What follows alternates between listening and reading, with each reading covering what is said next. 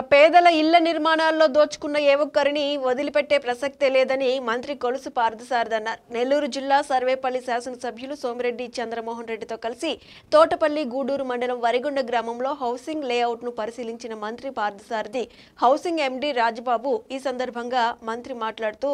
గత ప్రభుత్వం పేదల ఇళ్ల నిర్మాణాలకు సంబంధించి గృహ నిర్మాణ పథకాన్ని అబాస్పాలు చేసిందని, గత ప్రభుత్వంలో ఈ జిల్లాలో పేదల గృహ నిర్మాణంలో అవకతవకలు జరిగాయని, నెల్లూరు జిల్లాలో మంత్రులు స్థానిక శాసనసభ్యుల సూచనల మేరకు ఇళ్ల నిర్మాణాలపై విజిలెన్స్ ఎంక్వైరీ వేశామని, ఈ ఎంక్వైరీలో అక్రమాలు జరిగినట్లు గుర్తించామని, పేదల ఇళ్ల నిర్మాణాల్లో కోట్లాది రూపాయలు దోచుకున్న ఏ ఒక్కరిని వదిలిపెట్టే ప్రసక్తే లేదని, ఇళ్ల నిర్మాణాలను నాసిరకంగా నిర్మించి నిరుపేదలు అమాయకులైన గిరిజనులను మోసం చేసి దోచుకున్న కాంట్రాక్టర్లు గత ప్రభుత్వ నాయకులపై క్రిమినల్ కేసులు పెట్టి చట్ట ప్రకారం చర్యలు తీసుకుంటామని తెలిపారు. క్వాలిటీ ఇల్లు నిర్మించి వాళ్ళు సుఖంగా జీవించే విధంగా చేయాలనే డిమాండ్ మొట్టమొదటి కూడా చేస్తూ ఉన్నారు. వారి డిమాండ్ మేరకు జిల్లాలో ఇతర నాయకులు, మంత్రులు, రామనారాయణ గారు కానివ్వండి, నారాయణ గారు కానివ్వండి, ఇతర శాసనసభ్యులు కానివ్వండి,